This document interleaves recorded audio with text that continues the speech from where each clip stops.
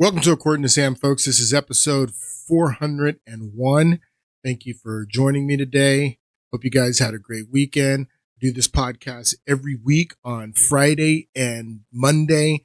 And you can find According to Sam podcast, the audio version, wherever you get your audio podcasts, Apple Podcasts, wherever, using the RSS feed, wherever the Spotify, and then the video version you can get on Substack, on Facebook, X, Rumble, YouTube. So every Friday and Monday I'm here.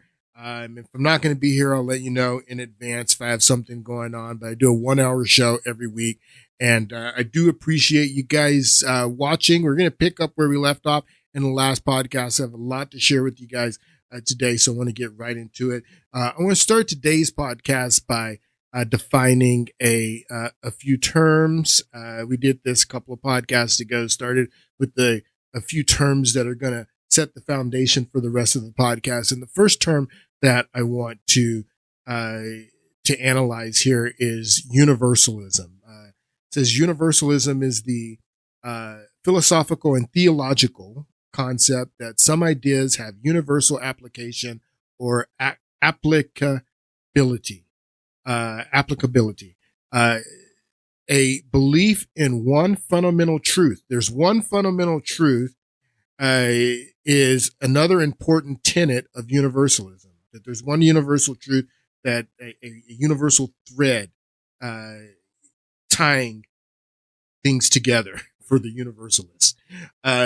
The living truth is seen as more far-reaching than the national, cultural, or religious boundaries or interpretations of that one truth. That this one fundamental universal truth, that it transcends the boundaries of nations. It transcends the boundaries of culture, even religious boundaries. The universal truth transcends the religious boundaries or interpretations of that one truth. A community that calls itself universalist may emphasize the universal principles of most religions and accept others in an inclusive manner. And accept other religions in an inclusive manners because we have this universal thread, this universal truth tying us together, is what universalism is. And if you go down here, it says universalism has been influenced by, this is what influences universalism. Universalism has been influenced by rational theologies such as Unitarianism and modern day New Age spiritual doctrines, including yoga, meditation, Hinduism, which in turn have influenced modern Western spirituality. That Unitarianism, New Age, yoga, Hinduism influence universalism, which in turn influence modern Western spirituality. Christian universalism refers to the idea that every human will eventually receive salvation in a religious or spiritual sense, a concept also referred to as universal reconciliation. And if you go here, the definition that's used here from Merriam-Webster, I believe, is where that comes from.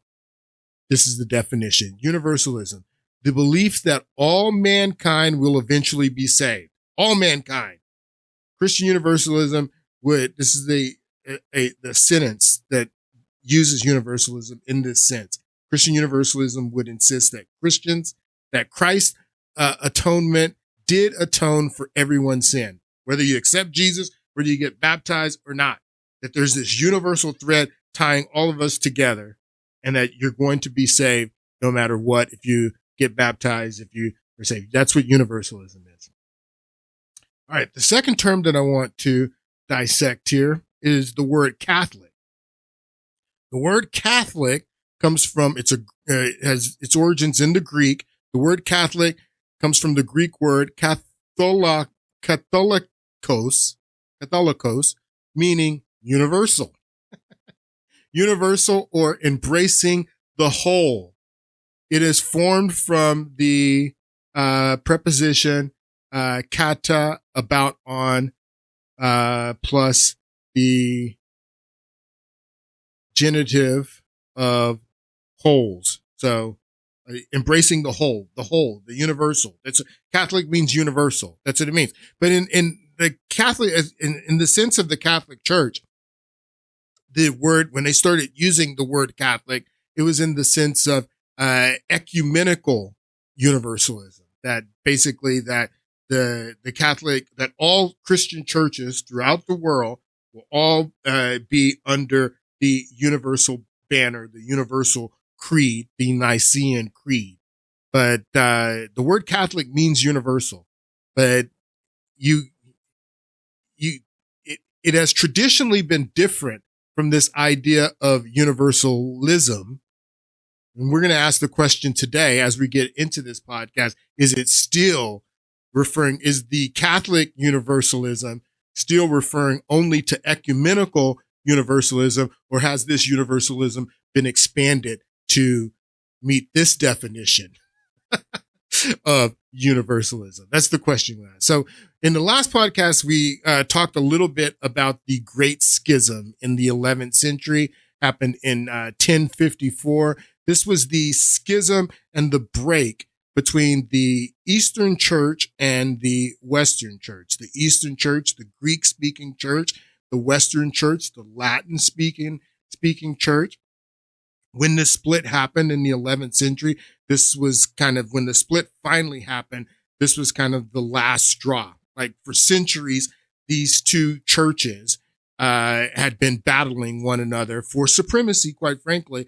The Eastern Imperial Church, which I told you that I separate the Apostolic Church from the Imperial Church. The church became imperial when Constantine embraced the church and made the church, the Christian church, the religion of the empire. It became imperial. And from the beginning of the imperial church, the Western church, Latin-speaking church, and the Eastern Greek-speaking church would battle each other for supremacy. They would battle over doctrine. They would battle over many things. We talked about the iconoclasm controversy in the last podcast, but there were many things, doctrinal issues that were contributing to this split between the Western church and the Eastern church. This is when the Eastern church starts using the term Orthodox and starts calling themselves Orthodox, which I think is very interesting, because when you talk to Roman Catholics, they'll tell you, yeah, our religions date back to the apostles, and that, we are the original church. But if anyone can make that claim, is what the Eastern church was saying, it's us, the Greek-speaking church. I mean, Christianity started in the East. It didn't start in the West. It's an Eastern religion. Started, if anyone's closer to the founding of the Christian church, it's the Eastern church, not the Western church. And so they started to use the term Orthodox at this period of time. A lot of people think that the Protestant Reformation was the first split in the Christian church, but that wasn't the first split. The first split in the Christian church was when the Eastern church and the Western church split on many important doctrinal issues. Some of them were repeated by the reformers when the Protestant Reformation happened. But I mean, look at what it says here. It says that the Great Schism, a series of ecclesiastical differences, theological disputes, geopolitical tensions between the Greek East and the Latin West, preceded the formal split in 1054. Prominent among these were the issues that contributed to the split. The procession of the Holy Spirit, and this was part of the Nicene Creed that the Eastern Church, or the Western Church, actually changed and added a a phrase in the Nicene Creed, and that was one of the issues. The use of leavened and unleavened bread during the Mass, that was another issue. The Eucharist was an issue, dividing these two churches. Iconoclasm, which we talked about in the last podcast, the use of images of Christ and the apostles and in images of anyone. And like I said, this was being heavily influenced by the Muslim hordes and attacking the Byzantine lands and using an excuse that they were idolatrous because they were using images in their worship. So that contributed to the iconoclasm controversy. And the coronation, this is a very interesting one. The coronation this was a matter of dispute between the Western and Eastern Church. The coronation of Charlemagne as Emperor of Rome in 800. This is a very important date, 800, because this is the change. This is when the change starts to happen. That there's a change. The office of the papacy and the way the office of the papacy is perceived today, it was not perceived this way before 800. The way that the vicar of Christ and all of that, the way that the papacy is perceived today, it was not perceived that way prior to 800, particularly by the Eastern Church, the Orthodox Church, the church that was closer to the foundation of the Christian religion. They did not see the papacy as it is seen today, and the coronation of Charlemagne as the Emperor of Rome. Significant that Charlemagne was not only coronated, he was coronated as the king of the France in a separate coronation, but he was coronated as Emperor of Rome in 800, and that's significant because when Charlemagne becomes the Emperor of Rome, basically that's the imperial split. That's the imperial split. I have a clip here that we're going to listen to in just a minute, but when people need to understand is that when Constantine, when he united the empire together as one empire again, and then he moves the capital of the empire from Rome to Constantinople and creates a new capital, he didn't think that he's giving up the western part of the empire. His thinking and the thinking of the Romans at that time is that the empire is united again. We're just moving the capital from the east to the west. But in doing that, particularly when the Muslim hordes come on the scene in the 8th century and start dominating the Byzantine empires in the Western territory, that made the Byzantine Empire have to focus a lot of their attention on the east. They weren't able to send armies back to the west to protect those lands. So when Charlemagne is coronated in 800, he's going to be the new protector. The Franks are going to be the new protector. So that was a point of contention. All these points of contention that contributed to the first split in the Christian church, the Great Schism, doctrinal issues, iconoclasm, the coronation of Charlemagne, the Pope's claim to universal justification. Let me read that again. This is a point of contention that led to the split in the 11th century. The Pope's claim to universal jurisdiction. Universal jurisdiction. I don't know what I said. Did I say justification? Universal jurisdiction. Universal jurisdiction. The Pope's claim to universal jurisdiction was a point of contention. Because when Constantine moves the capital from Rome to Constantinople establishes, well, they didn't establish, but they say that the office of ecumenical patriarch of Constantinople, that the patriarch of Constantinople is an equal to the Bishop of Rome, that the Bishop of Rome doesn't have supremacy over the patriarch of Constantinople in the line of apostolic succession, and understand that term, because if we don't get further into that term in this podcast, we will in the next podcast. Very important term, apostolic succession. I think I've talked about that to you before, but in terms of apostolic succession, that the Bishop of Rome has apostolic succession because the first bishop of Rome was Peter, who was apostle. So all of the bishops of Rome that come after Peter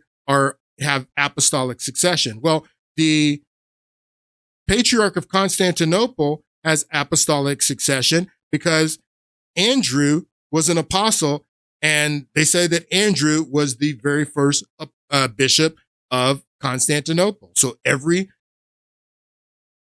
Patriarch of Constantinople sits on the seat of Saint Andrew, the apostle. So the Patriarch of Constantinople, the church, the Eastern Church saw themselves, or the Patriarch of Constantinople and the Eastern Church saw the Patriarch of Constantinople as an equal to the Bishop of Rome. Not that the Bishop of Rome had supremacy and over the so all of this was contributing to the schism. And the Muslims, when the Muslims finally conquer the Constantinople, and I mean, this is something like, I think I said it in the last podcast, 399 years after the Great Schism is when the Muslims finally, after years of trying to conquer Constantinople, the city of Constantinople, they finally conquer Constantinople.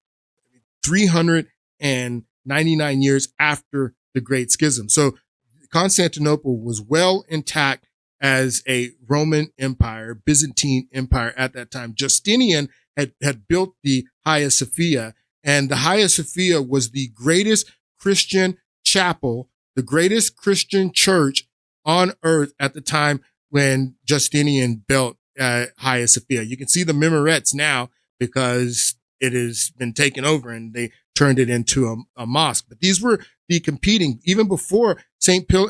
Peter's Basilica was built, Hagia Sophia was built. And if the Muslims hadn't conquered Constantinople, these would be the competing Christian churches, or the buildings representing the competing Christian churches. The Western Church, the Latin Church, where the Pope is the seat of power, and then the Eastern Church, where the Patriarch of Constantinople is in power. It would be two competing churches.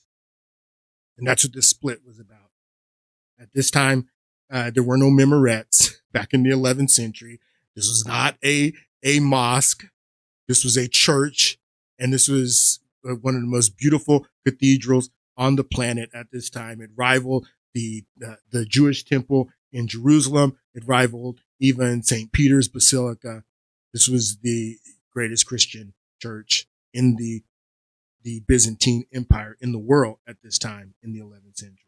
So these are the things that were contributing to the split, that the Eastern Church did not see themselves as subordinate to the Western Church. As a matter of fact, there's this funny moment when the split happens.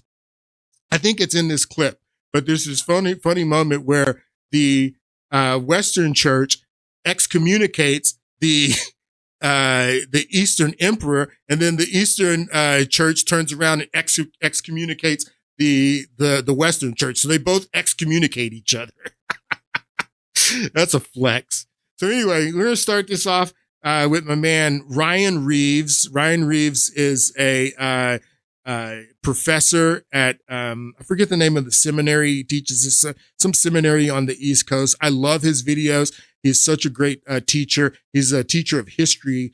I forget the name of the seminary.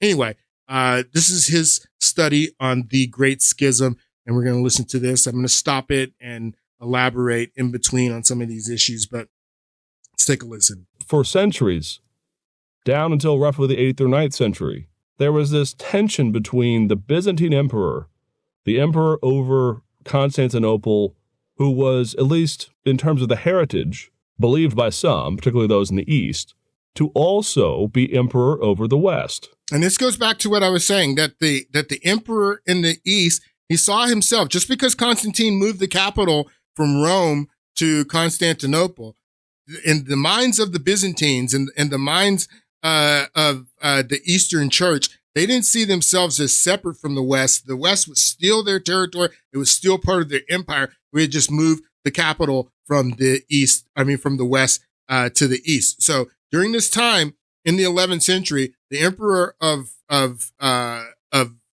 Constantinople, the Byzantine emperor saw himself as the emperor of the West.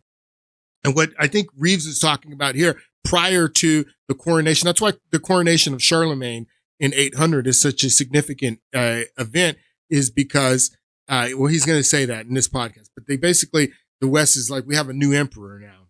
And there was this marriage proposal because at this one period of time, the empress in Constantinople was a empress by the name of Irene, and Charlemagne, they had this marriage proposal between Charlemagne and Irene that was going to unite the empire again and unite the churches again, but that fell through. So I think he's talking about what Reeves is talking about here is prior to Charlemagne, and actually prior to Charlemagne's father, Pippin the Short, this is what he's going to say here, is that when a bishop of Rome was chosen, they had to send back word to the East and get the approval, not only from talk about, who had, supremacy and who was subordinate to who. I mean, up until Pippin the Short and the Carolingians, that when a bishop of Rome was chosen in Rome, they had to send back word to the East, to Constantinople, and get approval from the emperor and the patriarch of Constantinople before a new bishop. This is the way things were done before the papal conclave. There hadn't always been a papal conclave where you bring in the cardinals and the cardinals choose a new bishop. That doesn't come around until around the 11th century, after the schism. But prior to the papal conclave in the 11th century, the Roman emperor or the Eastern emperor chose the bishop of Rome. And then even after the Carolingians had come to power, the king of the France, and then when Otto becomes the Holy Roman Empire, the German king is the one who selected the bishop of Rome. It was selected by the emperor. Those are just the facts. So that's what Professor Reeves is talking about here, is that the emperor had the final say-so over who the bishop of Rome would be, the pope. And this was the case for centuries, up until the 8th century, quite frankly. Constantinople, who was, at least in terms of the heritage, believed by some, particularly those in the East, to also be emperor over the West. And just as in the Byzantine world, those who were patriarchs, in particular the Patriarch of Constantinople, the primary seat of the Byzantine Church for centuries, and even until today, it was customary for the Eastern Emperor to at least give his vote of approval whenever someone was appointed to the chair or to the office of a patriarch or to a primary bishop. And what many people don't realize is that for a number of years, for centuries, the papacy actually had to be approved in name by the Eastern Emperor. Now, this rarely created much problem. At times it did, but it rarely created this real strong problem where someone wanted to be pope or someone was elected to be pope, and the Eastern Emperor simply denied this. By and large, it was rubber stamped. But all the way until roughly the beginning of the real serious Middle Ages, in particular after the time of Charlemagne, it was still considered to be appropriate for the papacy to be ratified or approved by the Eastern Emperor. Well, what happens over the course of the early Middle Ages and on into the High Middle Ages is the papacy in particular is not comfortable with always answering to the Eastern Emperor. All the way back in around the 5th or the 6th century, what you see happen is the papacy beginning to assert some of its own independence. Now, none of this is controversial in the major sense of that word. It doesn't create massive friction or schism. There are only a number of cases where there is actually a real tussle as to who is in charge, papacy or the East. But it is an issue. And in fact, as we've seen, when the Pope, when Leo, coronates Charlemagne on Christmas Day 800, there is a conscientious move in the West for the papacy to coronate his own emperor that was over the western half of what was formerly Constantine's world.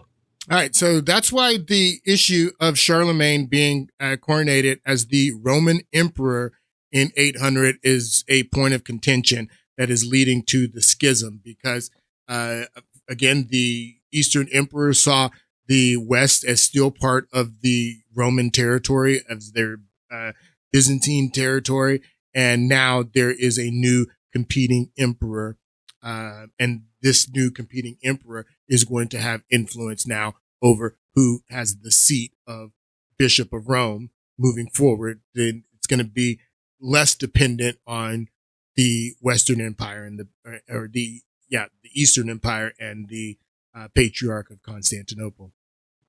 Now, by and large, the Eastern Emperor looked on this with suspicion. He knew what was afoot. He knew that what was going on here and what would continue for some time is the disentangling of the empire from East and West. But by and large, this was the Pope's move. The West wanted to go its own way. It wanted to have its own autonomous authority, in a manner of speaking. And though the ideal was always for East and West to be united as one Christendom, the fact of the matter is that this was nearly impossible given the complexities of life in the Middle Ages. Why was it impossible? Was it impossible? I mean, because you had the Muslim hordes, already taken over Africa. They had already taken over Spain. The Moors were attacking, and they were not only attacking the Western Empire through Africa and through Spain. They were also attacking the Eastern Empire, so they had to battle them.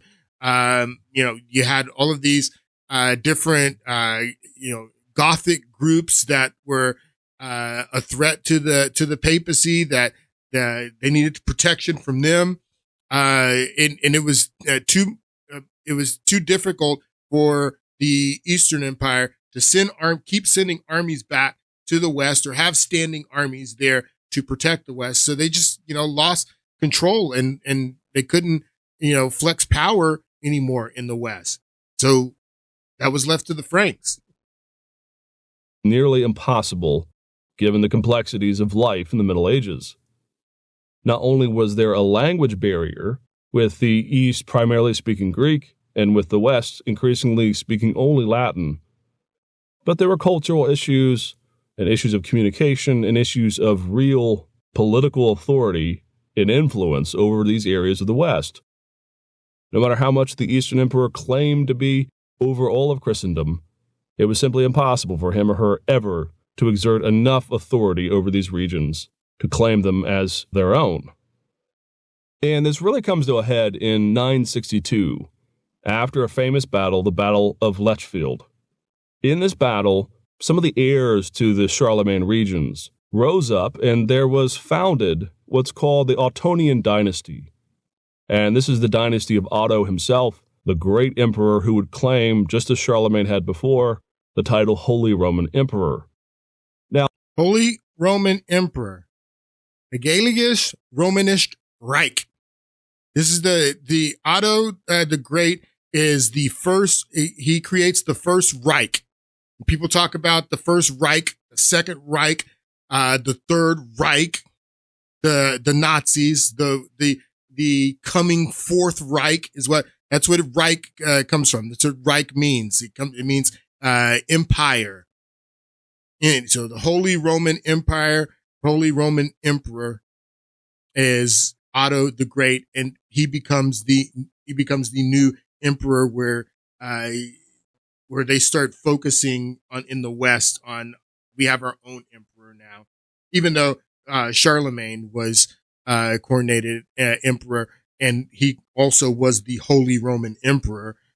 Things really started to change when Otto becomes king. Dynasty in Germany. And this is the dynasty of Otto himself, the great emperor who would claim, just as Charlemagne had before, the title Holy Roman Emperor.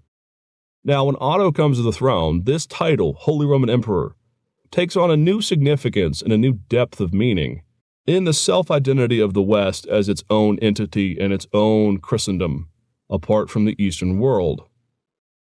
Part of what's driving this is simply the fact that the West wants to go its own way. But also, what's driving this is the fact that in so many of the lands out east, in Asia Minor, and down in Palestine and in North Africa, the Arab conquest and expansion had at least severed any Christian identity or any connection between the Christians of the West with these other regions. And it's such an important part. I mean, that you can't, like, who knows what would have happened if Muhammad never got his revelation? If Islam never would have popped on the scene and branched out, who knows what would have happened? But what is influencing a lot of this strife and division between the Western Church and the Eastern Church is the pressure being applied on the East by the Muslim hordes, and what the Muslim hordes are doing in conquering the Byzantine lands, attempting to conquer Constantinople itself, which they eventually do in 1453. But it is the Muslim hordes that are putting pressure. The reason that the iconoclasm controversy comes to a head, and the Eastern Empire stops using images in their worship, and they try to get the Western Empire to follow suit, is because it was the Muslims that were saying that you're using icons and that those are idols, and because you're idolatrous, that's why we're trying to conquer you. So trying to appease the Muslims, the Eastern Empire, well, let's get rid of the icons and maybe they'll leave us alone. No, they didn't leave you alone. It took over your entire country, took over your cathedral, took over everything. And there's a lesson in that. Don't give an inch, because you give an inch, they're going to take a mile. So it was the Muslim hordes that were putting pressure on the two different churches, the Eastern Christian Church and the Western Christian Church, and they were putting a lot of pressure in. Of course they had doctrinal issues. Of course they have issues, about the supremacy of the papacy and all of these other issues. But the Muslim hordes were applying pressure and accentuating those other issues that were driving a wedge through the Christian church. Very important that you understand that. Lands out east in Asia Minor, and down in Palestine and in North Africa, the Arab conquest and expansion had at least severed any Christian identity or any connection between the Christians of the West with these other regions. And so, in a number of ways, the West simply says, that's it. There is now a Holy Roman Emperor, and he is here in the West, and his name is Otto. And following on that, in 1049, Otto's successor, Henry III, has appointed to the papacy Leo IX. All right, notice that now they have a Western emperor, and the church now is leaning on the Western emperor, and the Western emperor is appointing. Same way the Eastern emperor was appointing the Bishop of Rome. This is before the papal conclave and the cardinals getting together and praying and selecting the Pope. The Pope was an imperial position. It was an imperial position when the Eastern emperor was selecting and agreeing on approving the Bishop of Rome, the papal position. But then even after the split happens, and now we're depending on the Holy Roman Emperor, the Western Emperor is still selecting the Bishop of Rome, the Pope. It was Otto. And following on that, in 1049, Otto's successor, Henry III, has appointed to the papacy Leo IX, who will be Pope during the schism. All right, so Leo IX is the Pope during the schism. And then this is more of this clip, him going further into the issues dividing the Eastern Church and the Western Church. This is the first split of the Universal Church. A fundamental difference between the way the East understands authority in the Church and the way the West was beginning to really significantly understand the power of the papacy really hinges again on this separation between East and West. If you were to find an Eastern Orthodox person either in this point in the Middle Ages, and frankly, even until today, their model of government is not to have a single papacy or a single pope over the entirety of their church. This is one of the great myths that's often out there, which is that the Patriarch of Constantinople is somehow Pope of the entire Orthodox Church. Rather, what happens in the Eastern Church is they believe that there are principal patriarchies that are governed by someone who is sometimes called the Pope, but who, with the other patriarchs, rules in a collaborative unity with each other. All right, very important. Very important what Professor Reeves says there, that in the Eastern Church, their understanding was not that the Pope was the leading Christian leader of all the church, and that and their reading of Matthew 16 was not that Jesus had given Peter these special keys, and that gave Peter authority over heaven and earth and spiritual things and temporal things, and that he's the vicar of Christ on earth. The Eastern Church did not believe that. The Eastern Church is the Orthodox Church. The Eastern Church is closer to the foundations of Christianity. That's not what they believed. They believed that the Bishop of Rome was an important position, but it was only one of several important positions that also had apostolic succession and could trace their office of bishop back to apostles. And there were several of those. Very interesting to that point that I'm going to bring up here in a moment. But this is the understanding that the Eastern Church had, is that there's not one sole person. Can you imagine the whole, what is it? Lord Acton that said power corrupts and absolute power corrupts absolutely. Can you imagine the idea of a fallible human being having that type of power, the power, as I told you in the last podcast, as expressed by the papal crest, power of authority over all things that are spiritual, the top crown, authority over all things that are doctrinal, and all things that are temporal authority, and all spiritual authority. Can you imagine the idea of that type of power in one man? The Eastern Church did not believe that. They believed that there were about 5 different bishop seats that succeeded from apostles, and collectively they decided things as far as doctrine and things on temporal nature. They did not believe that it was in one man. This is very important to understand, because the idea that we have of the Pope today is not the idea that they had, particularly the Eastern Church, back 1,000 years ago. Somehow Pope of the entire Orthodox Church. Rather, what happens in the Eastern Church is they believe that there are principal patriarchies that are governed by someone who is sometimes called the Pope, but who, with the other patriarchs, rules in a collaborative unity with each other. Now, the legacy of this argument goes all the way back to the Constantinople Council, the Second Great Ecumenical Council. It was at that council where there was appointed and named 5 principal seats or bishops. And listen to these 5 seats. These are the 5 bishops, these 5 patriarchal seats that the Eastern Church believed had equal authority, not one having authority over the others, that these 5 bishop seats had equal authority over the church, and they all trace their seats back to the apostles. Great Ecumenical Council. It was at that council where there was appointed and named 5 principal seats or bishops who have a preeminence within the church that is to be considered at least first among equals, though increasingly it became superior to the other bishoprics in the Christendom world. And at that time, it was Antioch, Alexandria, Jerusalem, Constantinople, and Rome. All right, look at these.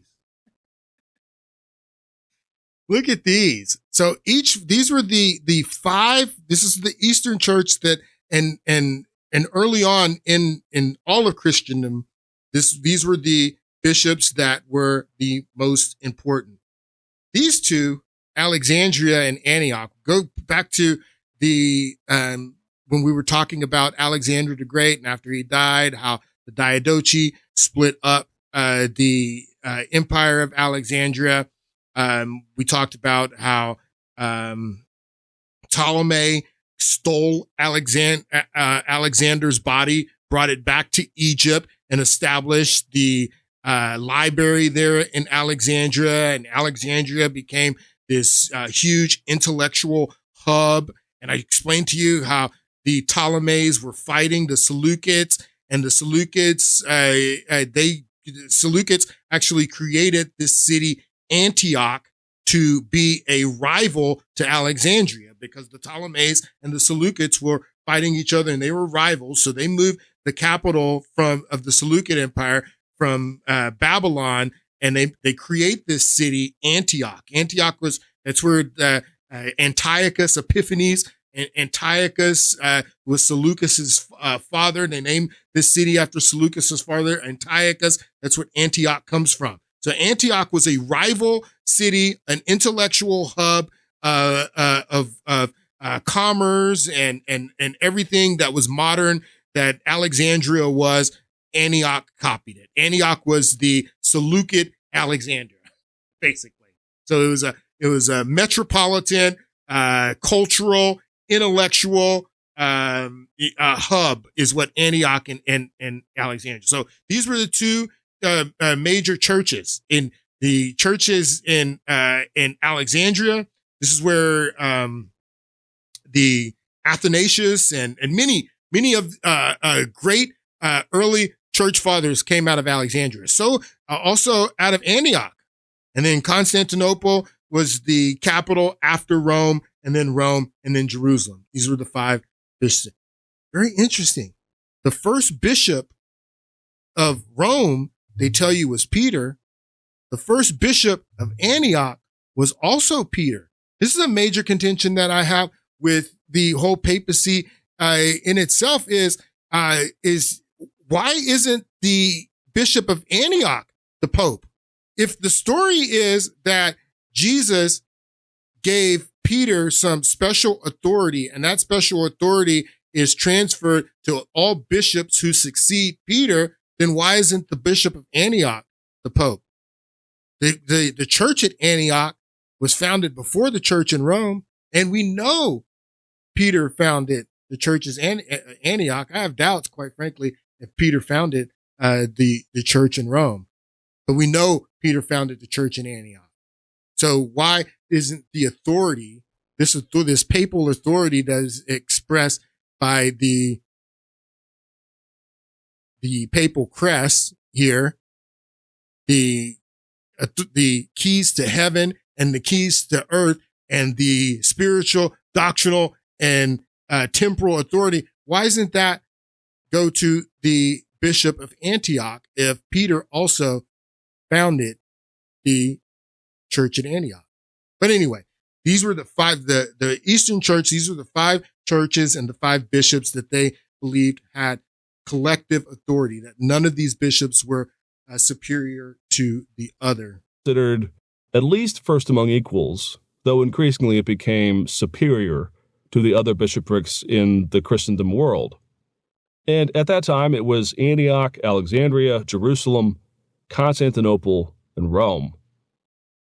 Now, the 2 big ones here, obviously, are Constantinople and Rome. The papacy actually at this time resisted... Why are those the 2 big ones, Professor Reeves? Well, the reason that they're the 2 big ones is because those are the imperial seats. Rome was the imperial capital, and then Constantinople, Constantine moves the capital from Rome to Constantinople. So that's why these 2 become more important. It wasn't because of anything spiritual. It's because of that's where the emperor was. That's where the seat of power was. That's why these 2 become more important. World. And at that time, it was Antioch, Alexandria, Jerusalem, Constantinople, and Rome. Now, the 2 big ones here, obviously, are Constantinople and Rome. The papacy actually at this time resisted the idea that Constantinople would be made a de facto patriarch or de facto leading bishop that was seen to be at least coterminous, if not equal, with that of the papacy. In other words, from the Eastern perspective, from the Orthodox perspective, the Bishop of Rome is a significant seat of power.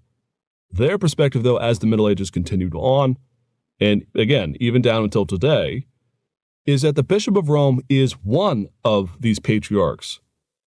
He is part of their band of brothers. Even if he has first chair, even if he has primary voice, even if he leads in some ways, in a way that the others do not, at least in terms of first among equals. In the Orthodox Church, the Bishop of Rome is simply one of these patriarchs. In this case, he is the patriarch of the West. Constantinople is patriarch over Constantinople and its regions, so on and so forth. Now, that might help you understand some of where the Orthodox Church has come down to the modern period. Because if you look around the modern Orthodox Church, you'll find a number of patriarchs, as they're called. For example, the Russian patriarch, who is considered to be yet another, a new patriarch, who is the lead bishop over a given region, in this case, Russia. Now, this is the kernel of the fight. All of the theological and historical squabbles that go on between East and West, frankly, always have at their root, right at the core, the distinction and the division over the issue of where the Pope or the Bishop of Rome fits in with these other patriarchs. Just about every issue, just about every fight, seemingly comes down to the issue of, does the Pope have to answer to the will of the body, the will of the other patriarchs? Can he be checked? Or does he have supremacy, and the other patriarchs out east need to therefore listen to the will of the Pope? And I think that's important to realize as the real root cause of this schism. Because we're going to notice that there are a number of fights and things that percolate up to the surface over the centuries that tend to be cited as the real cause, or at least the beginning of the cause of the schism. The problem, though, is that many of these fights occur hundreds and hundreds of years before the schism itself. Rather, a better way to understand this is that the root cause, the root distinction, the root issue between East and West is the role of the Bishop of Rome in the life of the Eastern Church and vice versa. As the root cause is what Dr. Reeves says of the schism, no matter what the issue is. If we're talking about iconoclasm, we're talking about doctrinal issues, we're talking about the issue of the use of leaven or unleavened bread in the Mass. If we're talking about the accepting the coronation of Charlemagne as the new Roman emperor in 800, no matter what the issue is, Dr. Reeves, Professor Reeves, says that all of the issues that led to the split came down to the authority and challenging the authority of the Bishop of Rome as the West was starting to see him and starting to profess that the Bishop of Rome was in charge of the entire Catholic Church. The Bishop of Rome was in charge of all doctrinal issues, spiritual issues, temporal issues, that the Bishop of Rome had some special authority handed to him from Peter, despite the fact that Peter was the first bishop of Antioch as well. This was the issue. This is what way it was understood, and this is what was driving the dispute between the two churches. Root cause, the root distinction, the root issue between East and West is the role of the Bishop of Rome in the life of the Eastern Church and vice versa. And, as we'll see repeatedly, the issue becomes that the Pope will not succumb or bow to the will or the pressure of those who are the patriarchs of the East. And it all comes to a head in the 11th century. So if that's the political and the ecclesiological context, what were some of these percolating fights? Well, one we've already looked at in our lectures on the Byzantine world. We looked at the trouble of the issue of iconoclasm. Now let's just look at this as an example or a microcosm of this problem. What we have is the Emperor of the East declaring and getting the Eastern patriarchs to back his position that the use of images and icons in the church is itself now to be condemned. Well, the church out west, led by the papacy, said, not on your life. You will not tell us to throw down our art and our images and our statuary that are used to make worship beautiful and that decorate the inner sanctuaries of our churches. And like I said, that the major reason that the Eastern Empire wanted to stop using the icons and the iconography is because they were being challenged by the Muslim hordes that were calling the use of images and icons in worship idolatry. So the Eastern Empire basically tried to get some cooperation from the Western Empire. And just like Dr. Reeves says here, that the Western Empire says, no, we're not going to get rid of our icons. And we venerate icons and relics in the West, and we use them as part of our worship. We're not getting, rid of them. And so even though, and I find it, interesting is that the Eastern Empire does get rid of icons, and they stop using the icons, and that didn't stop the Muslims from taking over. The Muslims didn't say, I see that you stopped using icons, so we're going to leave you alone now. No, that's not what happened. I find it interesting, just another note here, because I was saying in the last podcast that in Islam, all icons, all statues, all religious monuments are an offense to Islam, and they have spent centuries desecrating monuments, statues, religious statues, because that's part of Islam. And this story came out, and this IDF soldier in Lebanon destroying this statue of Jesus went viral. And quite frankly, buddy, you're not any better than the Muslims when you're acting like this. That, as a matter of fact, that this statue stayed standing with Hezbollah running everything in Lebanon, and the statue is destroyed when the IDF comes in. So this is a stain on the IDF. You're no better than the Muslims. But anyway, I just wanted to point that out. We don't have very much time. I have one last thing that I want to do in this podcast, because, God, I got a lot. We're going to have to pick this up in the next podcast. But let's just get back to talking about universalism, because why was I bringing up universalism? Because this whole communion between Christians and Muslims, I believe that this has that this is about universalism. That the word Catholic and the universal meaning behind the word Catholic is ecumenical universalism within Catholicism. But I believe that there is a agenda to expand that universal church to mean universalism in general, that all religions have a thread of truth that connects them, and that Christians and Muslims there's a thread that connects Christians and Muslims. This is bigger than Pope Leo. Like I said in the last podcast, this goes back to Francis from the last podcast. But what the Pope is doing here is part of a larger movement, his mission to unite Christianity and Islam. And I just want to spend the rest of the podcast talking about this. Vatican II. Vatican II was a ecumenical church council that happened in the 1960s.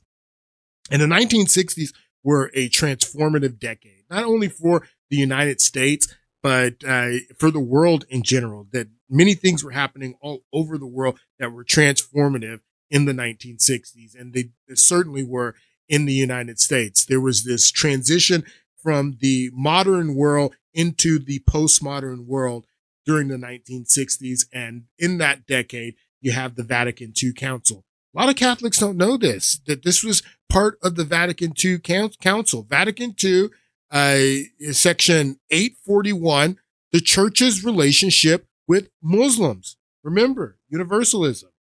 This is what this says. Vatican II. This is part of your doctrine if you are a Catholic. The plan of salvation also includes those who acknowledge the Creator. Also, the word also is in there. That the plan of salvation is not only, but the plan of salvation also. This is part of your doctrine, Catholics. Vatican II, 841, the church's relationship with Muslims. The plan of salvation also, not only Jesus, but the plan of salvation also includes those who acknowledge the Creator. Not only those who acknowledge Jesus, but those who acknowledge the Creator. In the first place amongst whom are the Muslims. Let me read that again together. The plan of salvation also includes those who acknowledge the Creator, in the first place amongst whom are Muslims. These profess to hold the faith of Abraham. Abraham is the thread It's the universal thread. That's the universalism. The thread that ties us together is that we're all part of the Abrahamic faith, and Abraham is the thread that ties us together. The plan of salvation also includes those who acknowledge the Creator, not only those who acknowledge Jesus. In the first place amongst whom are the Muslims. These profess to hold the faith of Abraham, and together with us, the Muslims with us, they adore the one merciful God, mankind's judge on the last day. So this teaching comes from the Second Vatican Council, that the Muslims are saved because the Muslims have that universal thread back to Abraham, that we worship the same God. They worship the same God we do. This is Vatican II. This is part of Catholic doctrine. That's what people don't understand, that this is bigger than Pope Leo. It started way before Pope Leo. This goes back to the 1960s in Vatican II.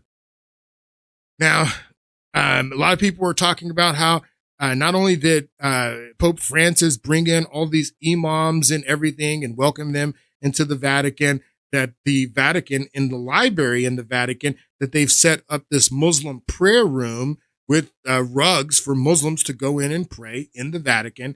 This is a Catholic nun. I think she goes by the name Mother Miriam, which means Mother Mary. But she's reading this article about this prayer room in the Vatican, this Muslim prayer room in the Vatican. And I want you to listen to what she says and what this article says. Take a listen.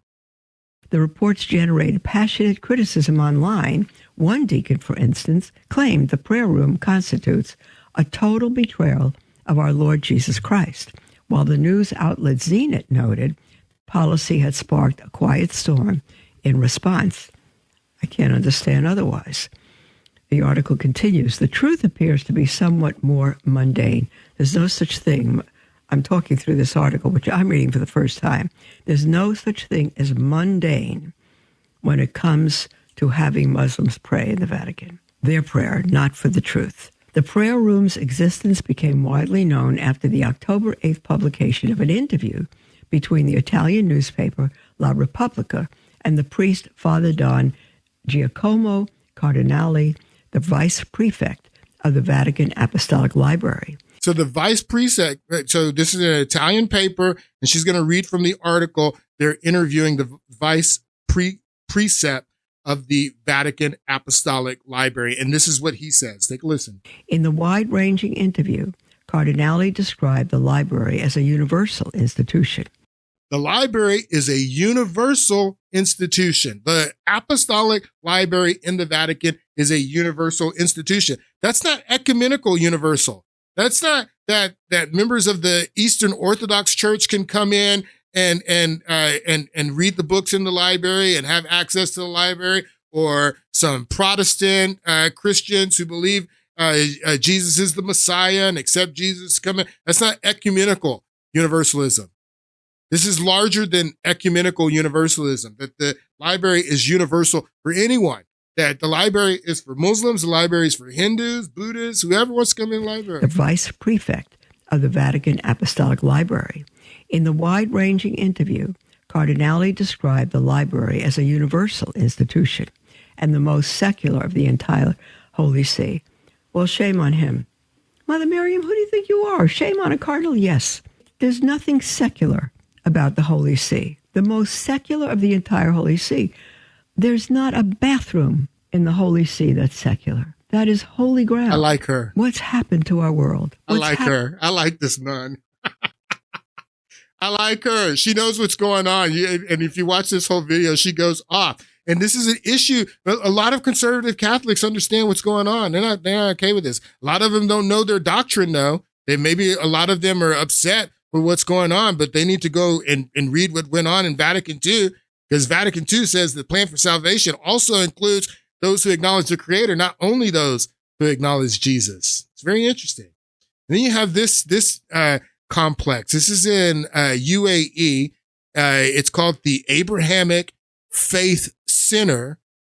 Not sure when this was built, but they started it during the time of Pope Francis. And take a listen to what this place is. This is Abu Dhabi's Abrahamic family house. The complex hosts a mosque, a synagogue, and a church, and is designed to promote interfaith unity, cooperation, and understanding. And its construction was inspired by a joint document signed between Pope Francis and Grand Imam Ayyub al-Tayyib. And the inside of each one of the buildings is inspired by the faith that it serves. But the architectural thinking behind its construction is even more sophisticated than that. For example, sunlight is a key element in each one of the buildings, and the mosque features distinct traditional lattice work, while the church features oak columns. The synagogue also features some culturally sensitive design elements. Both the geometry and the simple modernist materials used in the construction of these buildings are aimed at creating and fostering an aesthetic that transcends the differences between the three faiths. Transcends the differences between the faith. That is universalism. That is the definition of universe. There is a universal truth that transcends the difference of our faith. So universalism, that's what this is. Transcends the differences between the three faiths, with the distinctive white color being aimed at a feeling of neutrality and peace. Abu Dhabi also makes sense as the location for this complex, as the United Arab Emirates tries to foster an image of tolerance and respect for all peoples. All right, so that's the Abrahamic Family Center that mixes Judaism. And honestly, I think that this is a model for what's going to take place on Temple Mount. I told you that I believe there will be a third temple, and I believe that the third temple is going to have esoteric significance. It's going to be a universalist temple. And I think that the Abrahamic Family Center is a model for what that would be. But this all started with Pope Francis. Actually, before Pope Francis, goes back to Vatican II again, but Pope Francis is the one that helped put this all together, this Abrahamic family house. And look, in the Christian portion, so they have the Muslim building, the Judean building that's dedicated to rabbinic Judaism, and then they have the Muslim building. In the Christian building, all of the things that are done are Catholic. It's Catholic Mass. It's run by Catholics, so it's a Catholic church is what it is. It's here. This is the Christian building.